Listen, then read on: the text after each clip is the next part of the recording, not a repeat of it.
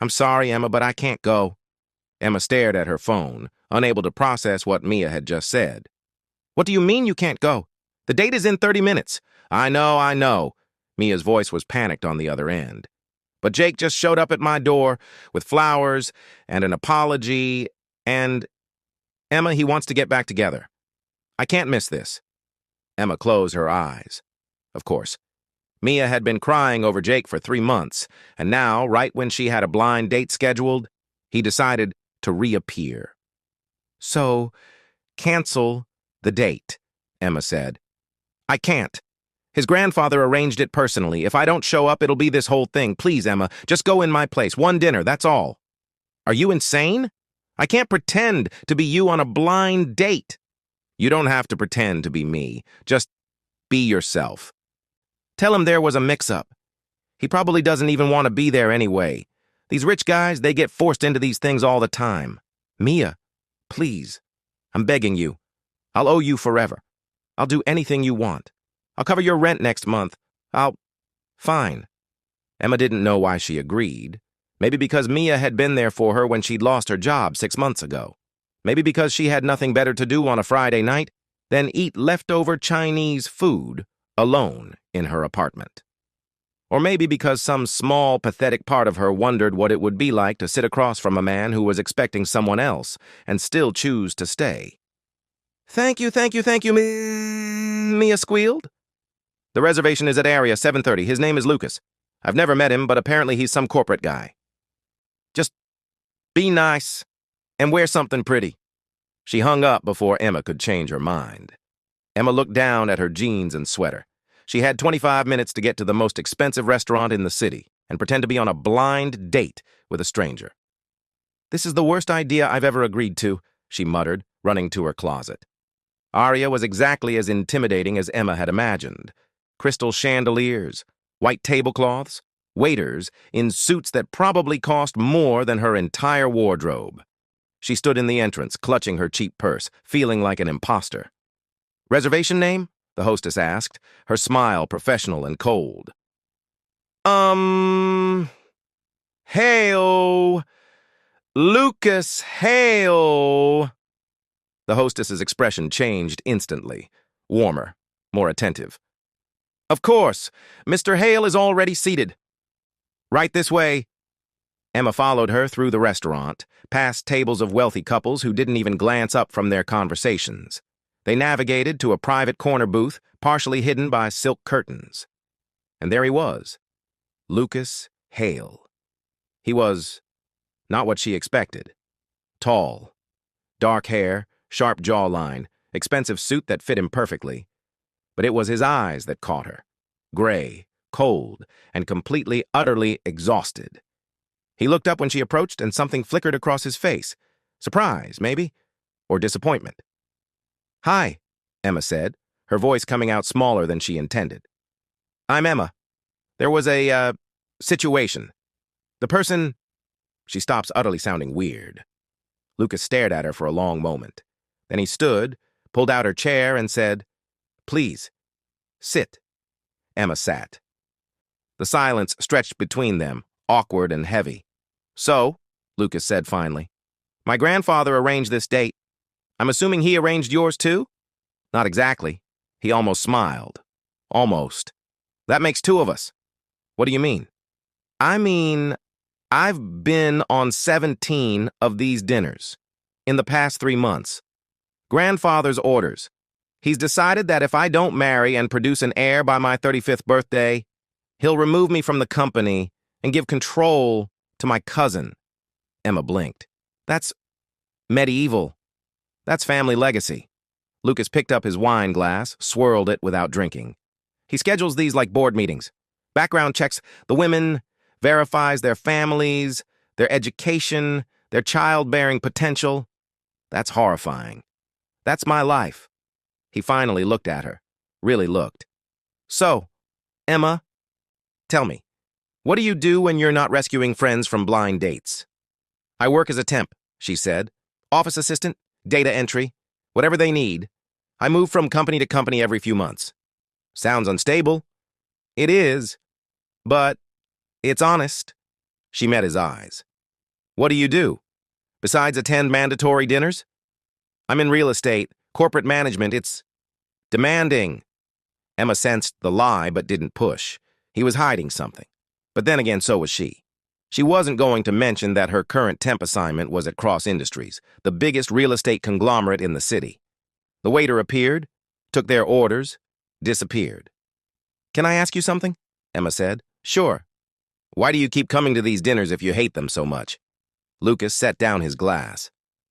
Because my grandfather built everything I have, the company, the reputation, the life. And he's getting old, sick. I keep telling myself that if I just do this one thing, just make him happy, he'll let me live the rest of my life in peace. But he won't, Emma said quietly. No, he won't. Then why keep trying?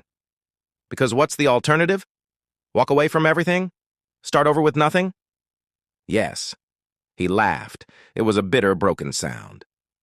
You say that like it's easy. I didn't say it was easy. I said it was an alternative. Emma leaned forward. I've spent my whole life being temporary. Temporary jobs, temporary apartments, temporary friendships. And you know what I've learned? Nothing you build on someone else's foundation will ever really be yours. Lucas stared at her. Who are you? He asked. Someone who showed up to a dinner she wasn't invited to. Emma smiled. And someone who thinks you deserve better than being controlled. I don't even know your last name. Good. Let's keep it that way. Just for tonight, let's be two people who don't owe anyone anything. Something shifted in his expression. The coldness melted. Just slightly. Just for tonight, he agreed. They talked through dinner. Really talked. About work, about loneliness, about the weight of expectations. Lucas admitted he'd forgotten what it felt like to have a conversation that wasn't a transaction. Emma admitted she'd forgotten what it felt like to matter to someone, even temporarily. By the time dessert arrived, Emma realized she didn't want the night to end. I have a confession, Lucas said, setting down his fork. I lied earlier. About my job. I know. You know? You're too tense to be middle management, and that watch costs more than most people's cars. Emma smiled. But I figured if you wanted to tell me, you would. I'm a CEO of a real estate company, and I'm not a good one. Why not? Because I treat people like numbers. I fire them without thinking about their lives. I make decisions that maximize profit and minimize humanity. He looked at her. And until tonight, I thought that was just how business worked. It doesn't have to be. Doesn't it? No. Emma's voice was firm. People work better when they're not terrified, when they feel valued, when they believe their boss actually sees them as human beings and not just productivity metrics. You really believe that? I live it. Every temp job I've had, I can tell within a day whether the company treats people well or treats them like disposable resources. And the ones that treat people well, they're more successful, happier, more productive. Lucas was quiet for a long time. Thank you, he said finally. For what? For being honest with me. No one's done that in a very long time. Emma felt something warm spread through her chest. Something dangerous. We should probably go, she said. Before this gets complicated. Probably. But neither of them moved. No last names, Emma said. No contact information, just tonight. Just tonight, Lucas agreed. They left the restaurant together, and at the curb, Lucas called his driver, while Emma waited for a taxi. Emma the substitute, Lucas said as a black car pulled up. Thank you for the best blind date I've never actually been on. She laughed. Goodbye, Lucas the real estate consultant. He smiled, a real smile, and got into his car. Emma watched it drive away, feeling like she'd just lost something she'd never actually had. Before this one night becomes something neither of them can forget, make sure you're subscribed so you don't miss what happens when they meet again. Something's different about him. Emma heard the whispers the moment she walked into Cross Industries on Monday morning. She'd been temping there for 2 weeks, working in the administrative pool on the 42nd floor. It was mindless work, data entry, filing, making copies. But it paid her bills. Did you hear? Jessica from accounting leaned over her cubicle wall. The CEO called an emergency meeting this morning. Announced a bunch of new policies. What kind of policies? Emma asked, only half listening as she logged into her computer. Employee wellness initiatives, flexible work hours, increased parental leave.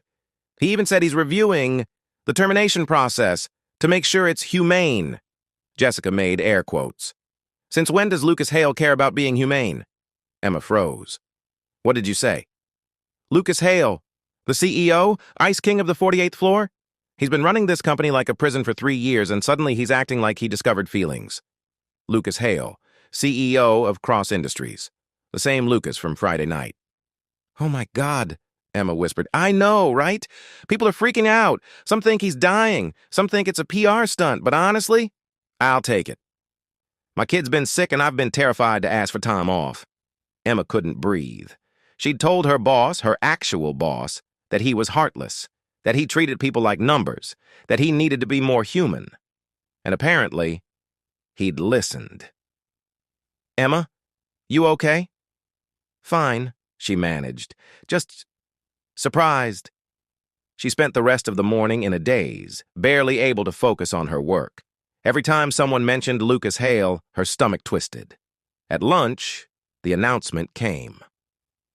All staff to the main conference room. Mandatory company meeting in 15 minutes. Emma's hands shook as she followed the crowd to the massive conference room on the ground floor. Hundreds of employees filed in, filling the seats, standing against the walls. She found a spot in the back, trying to make herself invisible. The lights dimmed. A door at the front of the room opened, and Lucas Hale walked in. The same Lucas, same gray eyes, same sharp suit, but different somehow. Less cold, more present. He stood at the podium, looking out at the sea of faces. And then his eyes found hers. Time stopped. Emma saw the moment he recognized her, saw the shock, the confusion, the realization crash over his face. She couldn't move, couldn't breathe. Thank you all for coming, Lucas said, his voice steady, even though his eyes stayed locked on Emma. I've called this meeting because I want to discuss changes I'm implementing immediately. He began outlining the new policies, the wellness programs, the termination reviews, the increased benefits, but Emma barely heard any of it. All she could think was, he knows. He knew she worked here. Knew she'd been honest with him without realizing who he was. Knew every word she'd said about cold CEOs and disposable employees had been about him. The meeting ended.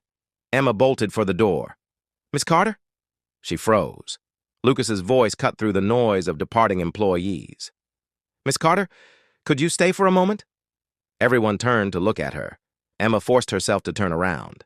Lucas stood at the front of the room, his expression unreadable. The rest of you are dismissed, he said. The room emptied slowly, people whispering as they left. Finally, it was just the two of them. You work here, Lucas said. It wasn't a question. I temp here, Emma corrected quietly. I didn't know. When we had dinner, I had no idea you were the heartless CEO who treats people like numbers. She flinched. I'm sorry. I didn't mean... Don't apologize. He walked down from the podium, closing the distance between them. You were right. About everything. I've spent 3 years running this company exactly the way my grandfather taught me. Efficiently. Ruthlessly. And I never questioned it until Friday night. Lucas, Mr. Hale, he interrupted gently. In this building, I'm Mr. Hale. The correction stung. Right, Mr. Hale.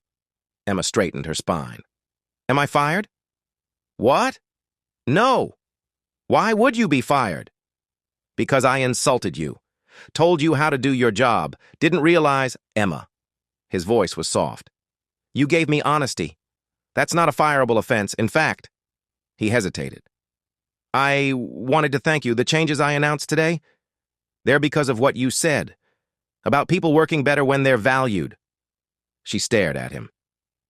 You actually listened? Of course I listened. You were the first person in years to treat me like a human being instead of a title. I didn't know you were a title. Exactly. He smiled slightly.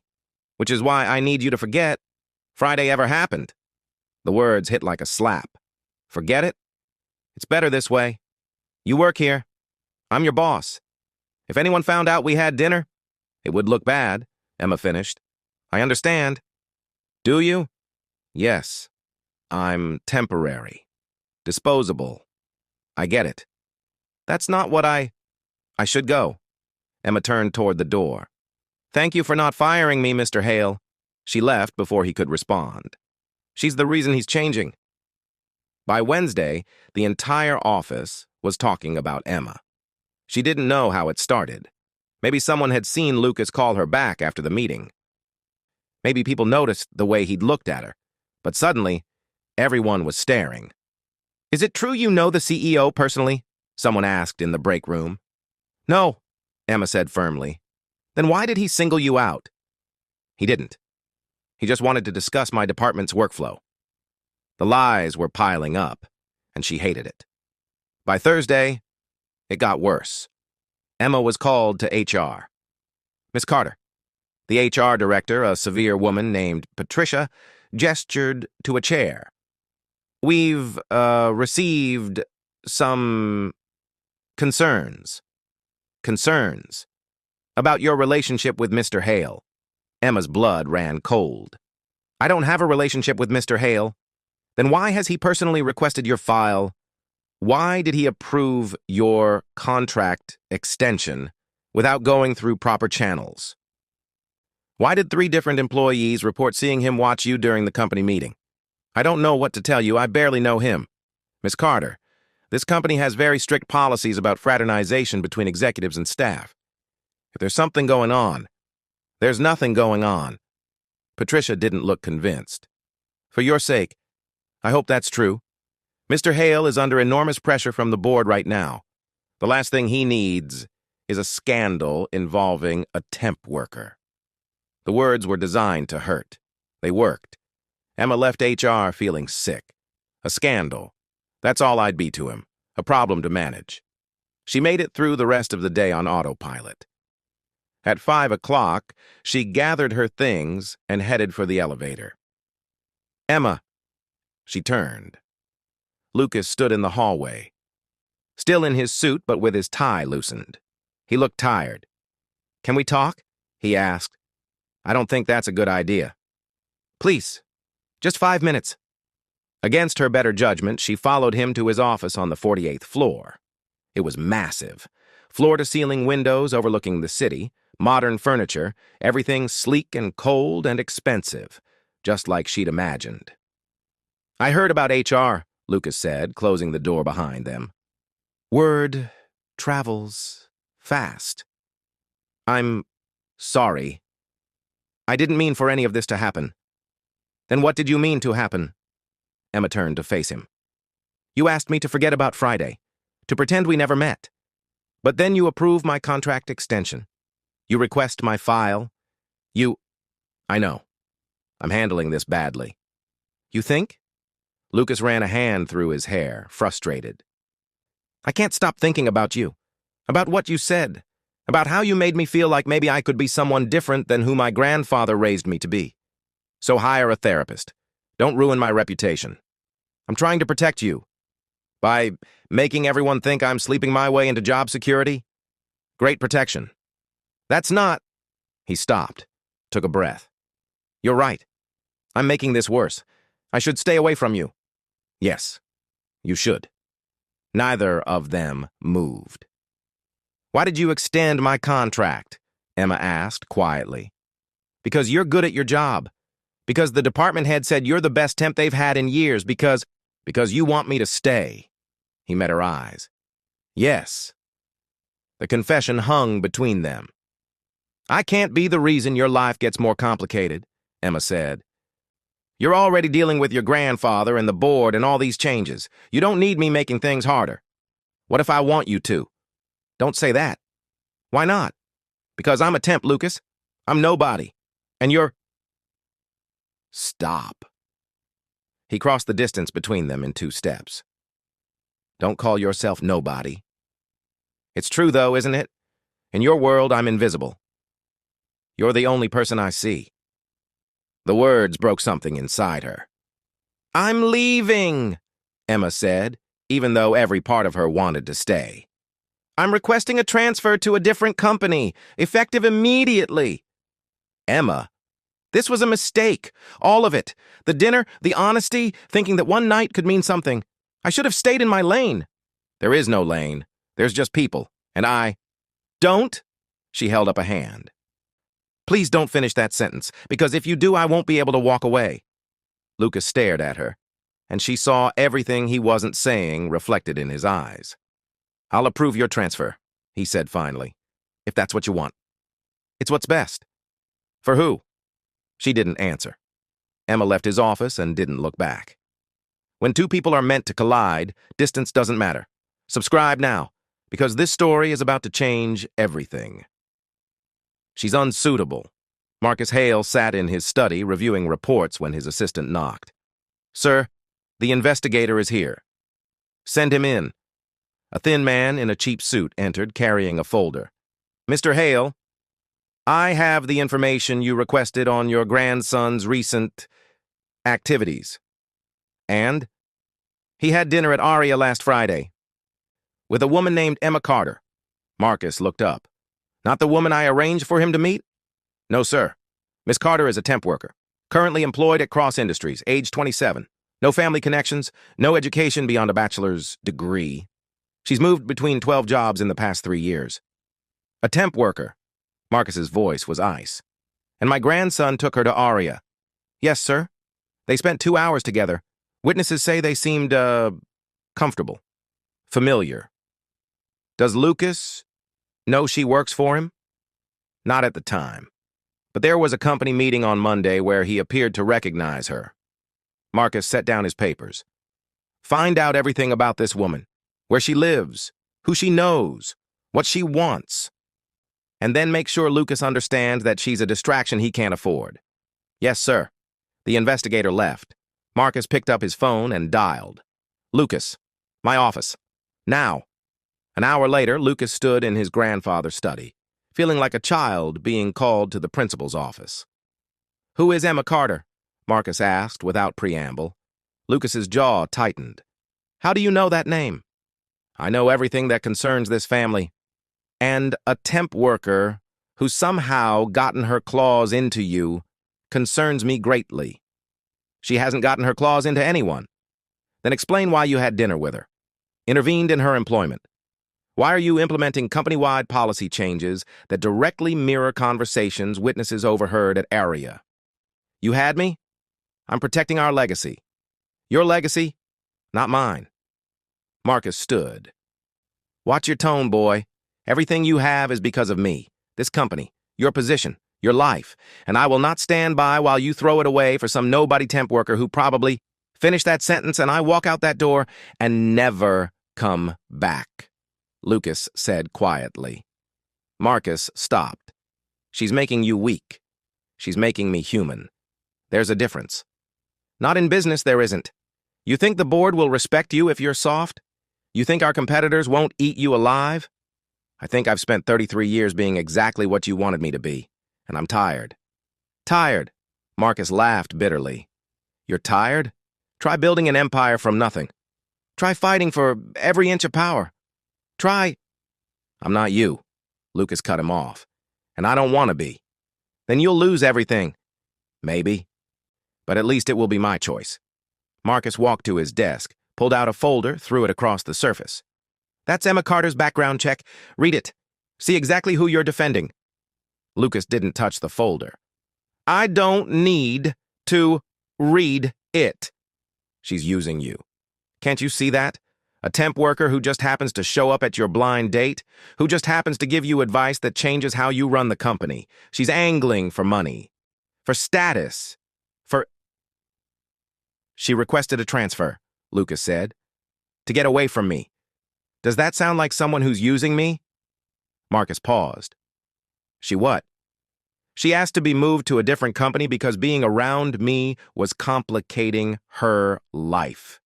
So no, grandfather, she's not using me. If anything, I'm the one who can't let her go. Then you're a fool. Probably. Marcus sat down heavily. I've scheduled another dinner for you, Saturday night, with Margaret Chen. Her family owns... No. Excuse me? I said no. I'm done with your dinners, your arrangements, your plans for my life. Then I'll remove you from the company. Do it. The words hung in the air like a bomb. Marcus stared at his grandson. You're not serious. I am. Remove me. Give the company to Richard. Let him be your puppet. I'm done. You'd throw away everything for a woman you barely know? No. Lucas met his grandfather's eyes. I'd throw it away for the chance to find out who I am without you controlling every move I make. He turned and walked toward the door. If you leave now, don't come back, Marcus called after him. Lucas stopped, turned. Goodbye, grandfather. He left. I can't be the reason you lose everything. Emma was packing her apartment when her phone rang. Unknown number. Hello? Miss Carter, this is Patricia from Cross Industries HR.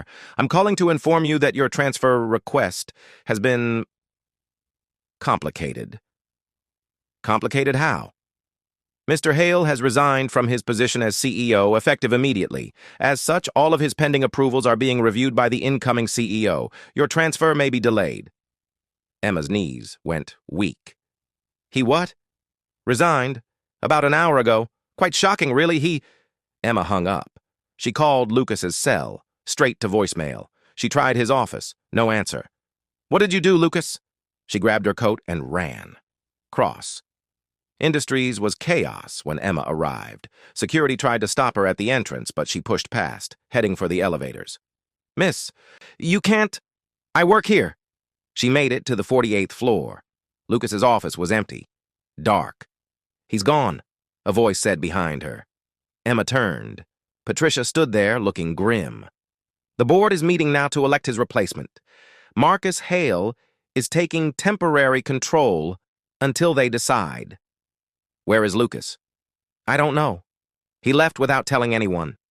Emma pulled out her phone, tried calling again. This time he answered. Emma, what did you do? Her voice cracked. Lucas, what did you do? What I should have done years ago. Where are you? Silence. Lucas, I'm at my apartment, but you shouldn't come here. People will... I don't care what people will think. She hung up and ran. Lucas's apartment was exactly what Emma expected. Penthouse. Minimalist. Cold. He answered the door in jeans and a t-shirt, looking more human than she'd ever seen him. You quit, Emma said, walking past him into the living room. I did. Because of me. Because of me. You were just the catalyst. Don't give me that. You walked away from everything because I told you to be more human. Because I made you feel guilty about... No. Lucas grabbed her shoulders, made her look at him. I walked away because you showed me what I'd become, and I didn't like it. Not because you made me feel guilty, because you made me feel hope. Hope? Emma laughed bitterly. You lost your company. I lost my grandfather's company. There's a difference. Your whole life was never mine. It was his vision, his rules, his expectations. I've just been playing a role. He let go of her shoulders. You asked me once what the alternative was to staying. I said I didn't know. But I do now. The alternative is choosing the life I want, even if it means starting over with nothing. You'll regret this. Maybe. But at least it'll be my regret. Emma felt tears burning her eyes. I can't be the reason you destroy your life. You're not. You're the reason I'm building a new one. Lucas, I'm not asking you for anything, he said quietly. I'm not asking you to stay or to wait or to give me a chance. I just needed you to know that walking away from Cross Industries wasn't about you. It was about me finally choosing who I want to be. And who's that? I don't know yet, but I'd like to find out. Emma stared at him, at this man who'd had everything and walked away from it, at this CEO who'd chosen humanity over power. Your grandfather is going to destroy you, she said. Probably. The board will blacklist you. Let them. You'll have to start over from nothing. Good. Then I'll actually own what I build. She wanted to argue, wanted to tell him he was being stupid, that he was throwing away security for something uncertain and messy and real. But instead, she kissed him, hard, desperate, like she could pour all her fear and hope and longing into that one moment. When they broke apart, Lucas rested his forehead against hers. "Stay," he whispered. "Not because I need you to, but because you want to." "I don't know what I want." "Then figure it out. I'll wait." "What if I decide to leave?" "Then I'll respect that. But at least give me the chance to prove that I'm not the man I was 3 weeks ago." Emma pulled back, looked into his eyes. "One condition. Anything. You never hide from me again. No more lies, no more playing roles, just you, whoever that is." "Deal," he smiled. "Though I should warn you, I have no idea who I am without the company. Then we'll figure it out together." "Together," he repeated. And for the first time in years, Lucas felt like maybe he could breathe. "Watch it!" Lucas stumbled backward, nearly dropping the box he was carrying. "Sorry," Emma laughed, steadying him. "I didn't see you there." "You never see me. That's the problem." They were moving into their new apartment. Small, affordable. Nothing like Lucas's old penthouse. He'd never been happier. "Last box," Emma announced, setting hers down. "We're officially moved in." Lucas looked around the tiny space. 1 bedroom. A kitchen the size of a closet. Furniture from IKEA that they'd assembled themselves. Perfect. "You know," Emma said, collapsing onto the couch. 6 months ago, if someone told me I'd be living with a former billionaire CEO, I would have laughed. "Former billionaire," Lucas emphasized. "Current freelance business consultant. There's a difference."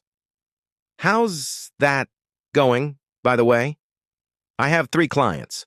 All small businesses who need help restructuring. It's..." He paused, searching for the word. "Satisfying. Helping people without destroying them in the process." "Good."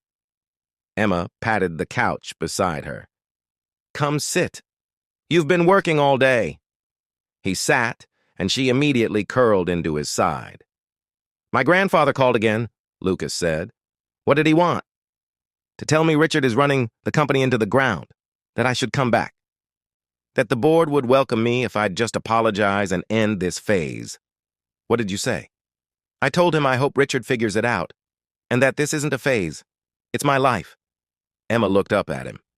"Do you regret it? Any of it?" Lucas thought about the question. Really thought. 6 months ago, he'd had everything. Money, power, status. And he'd been miserable. Now, he had Emma. A tiny apartment. A job he actually cared about. And he'd never felt more alive. "No," he said. "I don't regret any of it." "Good." She kissed his cheek. "Because I just got a job offer. Senior investigative journalist at that new outlet, Truth Matters." "Emma, that's amazing." "There's a catch. The salary is terrible. And they want me to cover corporate corruption." She grinned. "Think you can handle dating someone who investigates the kind of people you used to work with?" "I think I can manage." They sat in comfortable silence, watching the sunset through their small window. "Hey, Lucas," Emma said, after a while. "Yeah?" "Thank you." "For what?" "For being brave enough to choose differently. Not a lot of people would do what you did." "I had help." He squeezed her hand. "You showed me it was possible. We showed each other." His phone buzzed. A text from an unknown number. "Mr. Hale, I'm a small business owner who heard about your consulting work. Would you be available to discuss restructuring my company? I want to do things ethically. And I've heard you're the person to talk to." Lucas smiled. 6 months ago, his reputation was built on ruthlessness. Now it was built on integrity. "Another client?" Emma asked, reading over his shoulder. "Yeah, that makes 4. You're building something. You know that, right? Something that's actually yours." Lucas looked at their tiny apartment, at the woman beside him, at the life they were creating together. "Yeah," he said. "I know." And for the first time in his life, he wasn't afraid of what came next, because whatever it was, he'd face it as himself, not as Marcus Hale's grandson, not as Cross Industries' CEO, just Lucas. And that was more than enough. Some stories are about finding love. This one is about finding yourself. If it resonated with you, hit subscribe. Share it with someone who needs to hear that it's never too late to choose differently. And remember, the bravest thing you can do is be honest about who you are. Your grandfather is at the door. Emma spoke the words quietly, but they hit Lucas like a physical blow. He was at his makeshift desk, really just a folding table in the corner of their living room, reviewing a proposal for a non-profit that wanted to restructure their fundraising approach. What? He looked up. Emma stood by the intercom, her face pale. He's downstairs. The doorman just called. Marcus Hale is asking to come up. Lucas hadn't seen his grandfather in 6 months. Not since the day he'd walked out of that study and never looked back. Tell him I'm not here. I already did. He said he'll wait in the lobby until you agree to see him. He said... Emma hesitated. He said it's urgent, that it concerns your father. Lucas froze. His father had died when Lucas was 12. Heart attack. Sudden. Devastating. That's a manipulation tactic, Lucas said, but his voice wavered. Maybe. But what if it's not? They stared at each other. Fine, Lucas stood. But you're staying here. Like hell I am. Emma, he doesn't scare me, Lucas. And you're not facing him alone. 5 minutes later, they opened the door. Marcus Hale stood in the hallway looking older than Lucas remembered. Thinner. Grayer. His expensive suit hung slightly loose on his frame. Grandfather. Lucas. Marcus's eyes flicked to Emma, cold and assessing. Miss Carter. Still here, I see. Still here, Emma confirmed, her voice steady. May I come in? Lucas stepped aside. Marcus entered the small apartment, and Lucas watched his grandfather take in every detail. The cheap furniture, the cramped space, the complete absence of luxury. So this is what freedom looks like, Marcus said. Yes. Pathetic. To you, maybe. To me, it's home. Marcus turned, and Lucas saw something he'd never seen before in his grandfather's eyes. Fear. I'm dying, Marcus said flatly. The words sucked all the air from the room. What? Lucas whispered. Pancreatic cancer. Stage 4. The doctors give me 3 months. Maybe 4 if I'm lucky. Emma's hand found Lucas's, squeezed. I don't understand, Lucas said. Why are you telling me this? Because the company is collapsing. Richard has run it into the ground in 6 months. Stock prices are down 60%. 3 major clients have pulled out. The board is talking about selling to our competitors. That's not my problem. Isn't it? Marcus's voice hardened. That company is your father's legacy. Everything he worked for, everything he died building. And you're going to let it crumble out of spite? Out of self-preservation, Lucas corrected. I'm not coming back. I'm not asking you to come back. I'm asking you to save what your father built before there's nothing left to save. My father built a company on ethical practices and honest relationships. You turned it into something else after he died. Don't pretend this is about honoring him. Marcus flinched. It was subtle, but Lucas saw it. Your father was weak, Marcus said. Emotional. He would have bankrupted us within 5 years if I hadn't taken control. He would have built something that lasted, because people believed in it, not because they were afraid of it. Belief doesn't pay dividends. Neither does fear. Not in the long run. Lucas crossed his arms. The company is failing because you taught Richard to lead with intimidation instead of integrity. That's not my fault. It's yours. So you'll just let thousands of people lose their jobs? Let everything your father worked for disappear? I'll let the company you turned it into face the consequences of how it's been run. If there's anything worth saving, someone else can save it. Marcus was quiet for a long moment. You've changed, he said finally. Yes. That woman did this to you. He looked at Emma with open contempt. No, Lucas said firmly. I did this to myself. Emma just showed me it was possible. She's ruined you. She saved me. Marcus laughed bitterly. Saved you? Look at this place. Look at your life. You're nobody now. A failed executive living in a shoebox apartment, doing consulting work for companies that can't afford real help. I'm happy. You're delusional. Maybe. But it's my delusion. My choice. My life. Marcus turned to Emma. And you? Are you proud of yourself? You took a man who had everything and convinced him to throw it all away. For what? Love? He sneered. How noble. I didn't convince him to do anything, Emma said calmly. I just treated him like a person instead of a dynasty. If that's all it took for him to walk away, maybe you should ask yourself what kind of prison you built. A prison that made him powerful. A prison that made him miserable. What would you know about power? You're a temp worker who's now a senior journalist investigating corporate corruption, Emma interrupted. And you know what I've learned? The companies that treat people like disposable resources, they always fail eventually. You just held on longer than most. Marcus's jaw clenched. Get out, Lucas said quietly. Lucas, you came here to manipulate me, to make me feel guilty, to use my father's memory as leverage. It's not going to work, so get out of my home. This isn't a home. It's a hovel. It's mine, which is more than I could ever say about that penthouse you put me in, or that office, or that life. Lucas walked to the door, opened it. Goodbye, grandfather. Marcus stared at him. For a moment, Lucas thought he might actually apologize, might actually acknowledge what he'd done. Instead, Marcus straightened his shoulders and walked to the door. He paused in the threshold. Your father would be ashamed of you, he said. Lucas felt the words like a knife, but then Emma stepped beside him, her hand finding his.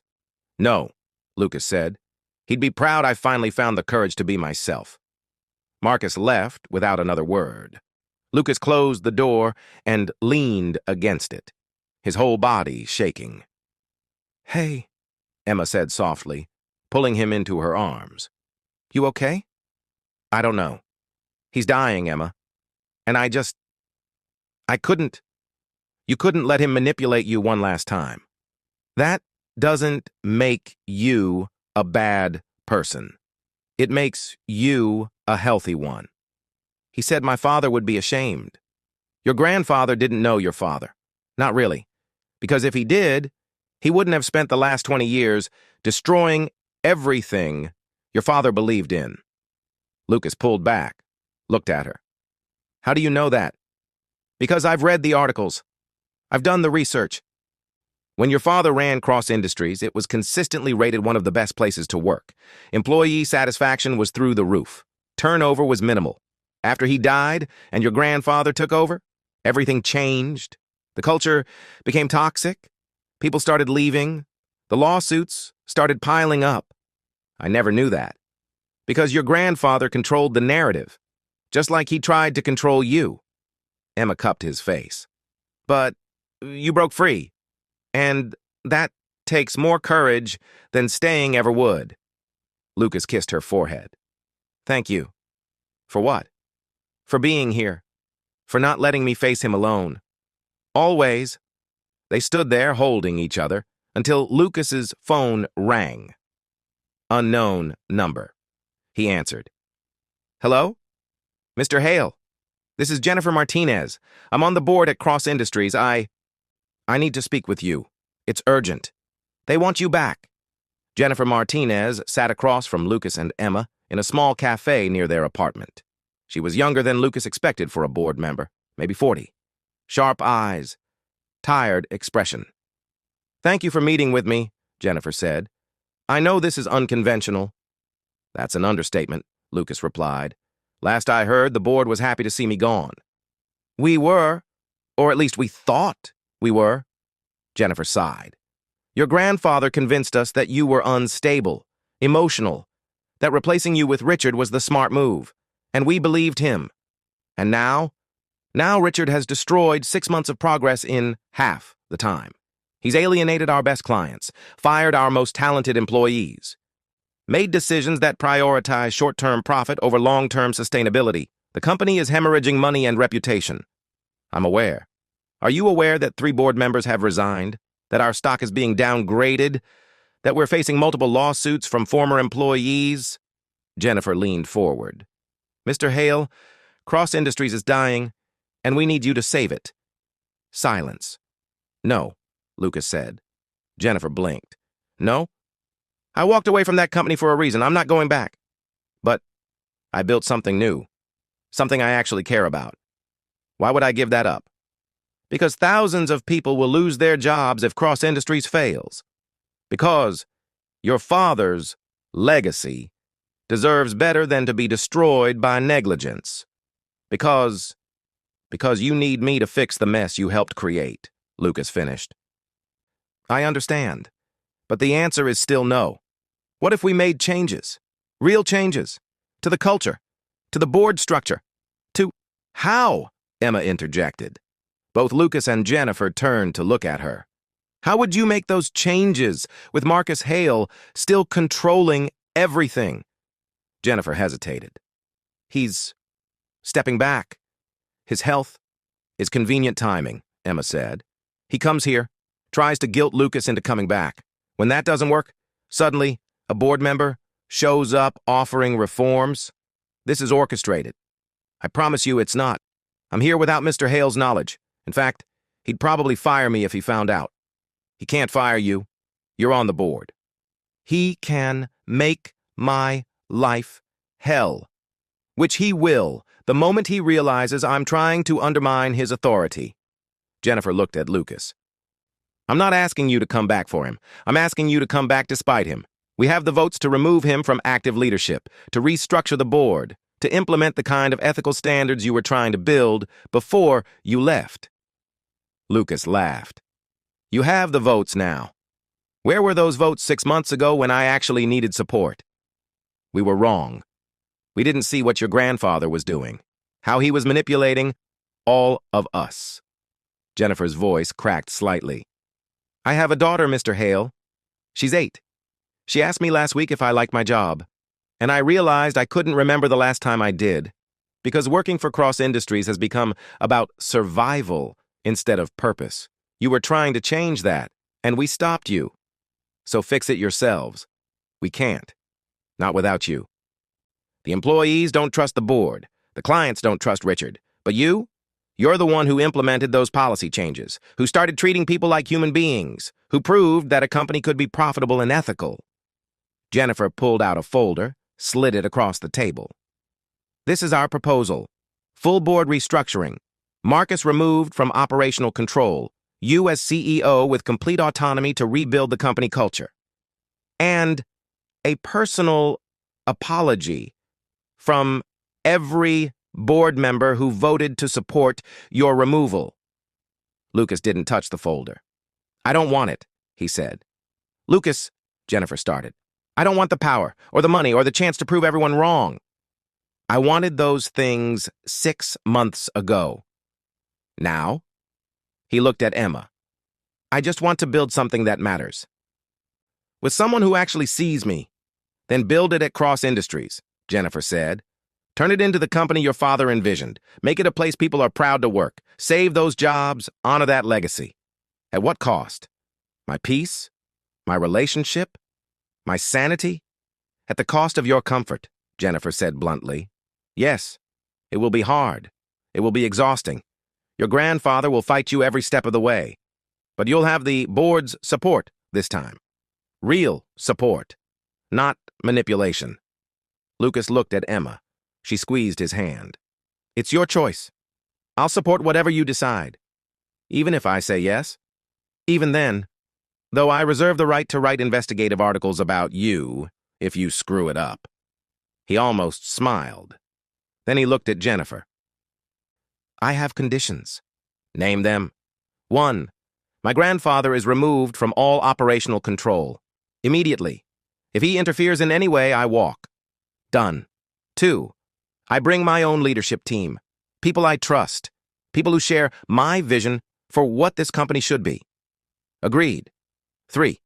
Emma gets full access to everything. Files, meetings, financials. If I'm going to do this, I'm doing it with complete transparency, which means someone needs to hold me accountable. Jennifer looked at Emma. You're willing to do that? I'm willing to investigate him like any other CEO, Emma said, which means if he crosses ethical lines, I'll report them, even if it costs him everything. That's actually perfect. Jennifer smiled. The company needs that level of oversight. Lucas took a deep breath. This was insane. He'd spent 6 months building a life outside his grandfather's shadow, 6 months learning who he was without the company, and now he was considering walking back into it. Why? He asked Jennifer. Why do you actually care? You could let the company fail. Move on to another board position. Why fight for this? Jennifer was quiet for a moment. Because my daughter asked me if I like my job, she said finally, and I want to be able to tell her yes. I want her to grow up believing that companies can be good, that capitalism doesn't have to be cruel, that people who have power can choose to use it ethically. She met his eyes. You're trying to prove that, and I want to help. Lucas looked down at the folder, then at Emma, then back at Jennifer. I'll think about it, he said. How long? 24 hours. I'll have an answer by tomorrow night. Jennifer nodded. That's fair. She left. Lucas and Emma sat in silence. You're going to say yes, Emma said finally. You think so? I know so. Because despite everything, you still believe companies can be better. And you won't be able to live with yourself if you don't at least try. Lucas pulled her close. If I do this, he said quietly, everything changes again. The pressure, the scrutiny, the possibility that I'll fail spectacularly and publicly. I know. And you're okay with that? I'm okay with you trying. I'm not okay with you sacrificing yourself. So if you say yes, we set boundaries. Real ones, therapy, date nights, actual vacations. You don't get to disappear into work and forget you're human. Deal. And I get to write about you. Even the ugly parts? Especially the ugly parts. Lucas kissed her. You know I love you, right? I know. But it's nice to hear anyway. They sat there, holding each other, while Lucas made the hardest decision of his life. Not whether to go back, but whether he could do it without losing himself in the process. 24 hours later, he called Jennifer Martinez. I'm in, he said, but we do this right or we don't do it at all. We'll do it right, Jennifer promised, and Lucas hoped she was telling the truth, because this time he had something to lose, something worth protecting, and he wasn't going to let anyone, not his grandfather, not the board, not even himself, destroy it. Sometimes the bravest choice isn't walking away, it's walking back in with new terms. If this story reminded you that redemption is possible, that people can change, and that love means supporting someone even when they make hard choices, hit that subscribe button. Share this with someone who needs to hear it. And remember, your past doesn't define your future. Your choices do. Thanks for listening. See you in the next story.